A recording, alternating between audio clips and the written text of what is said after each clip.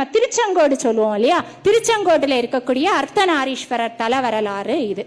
பிருங்க மகரிஷி அப்படின்னு ஒருத்தர் இருந்தாரா. இந்த மகரிஷியோட வழக்கம் சிவபெருமான் மேல பக்தினா உங்க வீட்டு எங்க வீட்டு பக்தி இல்ல, அப்படி ஒரு பக்தி. அவரோட வழிபாடு எப்படி இருக்குமா தெரியுமா? டெய்லி காலையில எழும்பி அவருடைய கடமைகளை எல்லாம் முடிச்சுக்கிட்டு போய் சிவபெருமான வலம் வந்துகிட்டு தான் அவருடைய மற்ற செயல்களை செய்வாராம். கைலாயத்துல போய் சிவபெருமான வணங்குறது வழக்கம். அவர்கிட்ட இருந்த இன்னொரு குணம் என்ன தெரியுமா? சிவனுக்கு பக்கத்துலதான் சக்தி இருப்பா, திரும்பி கூட பார்க்க மாட்டாரு.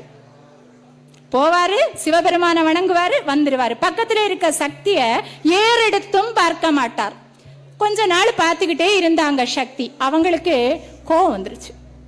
என்னடா வாராம், அவரை மட்டும் கும்பிடுறான், திரும்பி கூட பார்க்க மாட்டேங்கிறானே அப்படின்னு அவங்க சிவபெருமான்கிட்ட போய் கேட்டாங்களாம்.